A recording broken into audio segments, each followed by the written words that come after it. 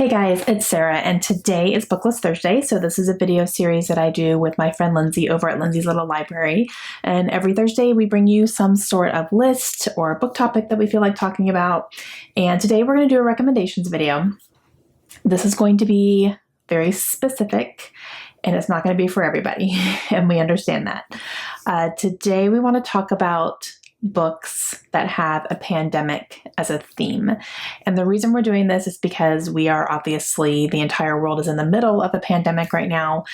And I know that not everybody would be comfortable reading something like that right now. It'd probably freak them out a little bit, but then there are people who want to read that kind of thing right now. Maybe it'll get a minute, maybe it'll scare them a little bit more, as far as the book goes. So we wanted to give you guys a video that kind of shares some books that we have read or some books that are on our TBRs that deal with pandemics. And then if you want something completely opposite that will take you away from everything, stay tuned for next week. We're going to bring you that too. So if you're going to stick around, I'm going to give you 5 books that I would recommend for pandemic books. 3 of them I've read, 2 of them I haven't, but they are on my TBR. And I know that they deal with pandemics. So let's talk about the ones I've read first. The first one, I'm actually going to go with a trilogy, and that is The Passage by Justin Cronin. This is 3 books. And if you wanted to get into like a series or something, these are really good, thick, chunky books. And it's a trilogy, so it's finished, and all 3 are released. And this one actually deals with a government, experiment gone wrong, basically, is what has happened, and people were getting sick. It actually turned them into creatures, and then they in turn attacked people, and those people turned into creatures. I guess the most similar thing would be like vampires is basically what they become. And it was pretty creepy. It is 3 books long, like I said, so it's a whole huge thing, and it expands over hundreds and hundreds of years too, which is interesting. But I did really like it. I liked it a lot. And, in the first book, it's really in the beginning and how this thing happened. I think the first book was probably my favorite, and it gets into the real nitty gritty of what happened and why, and, how they handle it and everything. So, it was very good. Next one I'm going to talk about is Station 11 by Emily St. John Mandel. Now, this one deals mostly with the aftermath of it, not necessarily a whole lot about it when it happens. It does happen in the book, and you see it happening, and you see one of the characters experiencing it, but it's not the main focus of the book. It's like kind of there, but more flashbacks and things like that. And then it goes into what happens afterwards and how the world is afterwards. And it goes over, a few different characters and a few different settings and different places and stuff.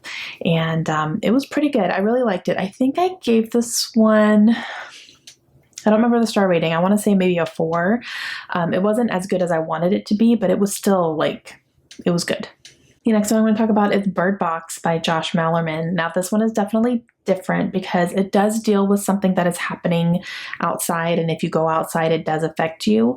But it's different in that you have to lose your ability to see in order to go outside so that you don't catch or that you don't become affected by what is going on out there. So it was definitely creepy. It was a very creepy book because so much was left to your imagination. And, that can be very interpretive for the person reading. So I really did like it a lot. I gave it 4 stars. It was very creepy. And a lot of things, had to end up being centered on the senses other than sight. So I can't imagine having to leave, if I need to go leave my house to get food for my children, that I had to have to go blindfolded. There's no way. So, it was really good. And then I have 2 on my TBR that I have not read yet, but I know that they center around pandemics. The first one is As Bright as Heaven. This is by Susan Meisner, and this centers around the Spanish flu that happened in the early 1900s. This one, I believe, is set in 1918 in Philadelphia, and so it centers around the Spanish flu. And there's actually been a couple of books that I've seen circling around lately that deal with the Spanish flu, a couple of nonfictions that deal with the Spanish flu, because that was like a big thing that happened in the early 1900s. And So yeah, Lindsay actually was telling me I should read this one because she read it and she really loved it. And she was like, you should read that right now. Like, I don't know. I'm one of those that like, I'm a little hesitant to go into something like this right now. I'm not quite sure if I would, maybe, I don't know, we'll see. But I do have it on my TBR. So if you're looking for something like specifically flu-like, this would be a good one. And the other one that I have on my TBR that has probably been the most talked about book lately since this whole thing started is definitely The Stand by Stephen King. This is a huge pandemic book. And a lot of people have been talking about this and saying, like, are we in the middle of a Stephen King novel right now? And mentioning this one specifically. Actually, Amazon even sold out of The Stand for a while. So that was kind of interesting. And some of the stores were selling out of it because people were going out and buying the book like once this whole thing started. So that was kind of like interesting. I still have this little mass market, which I haven't gotten rid of yet, but I will. I want to get like the big oversized paperback one. But yeah, so this one definitely is a pandemic. I have not read it, so I can't give you any details about it. I'm not quite sure, but it's also ginormous. It is huge. And even the oversized paperback is really, really big. So if you're stuck at home and you want something to read, maybe order it. Or if you have it on your shelves, maybe pick it up if this is something you think that you could handle right now. And it'll keep you occupied for quite a while. Okay, guys, those are 5 books that center around pandemics that I can recommend to you, and a couple that I have heard about but I haven't read yet, but they are on my TBR and I'm definitely interested in them. Make sure you go check out Lindsay today and see what she says as well and what her recommendations are. And please let me know down below what your reading habits are around things like this. So if we're in the middle of something or something's happening nationally or there's big news stories happening, do you like to read books that center around those types of topics, or do you stay away from it completely? I'm not quite sure what I am.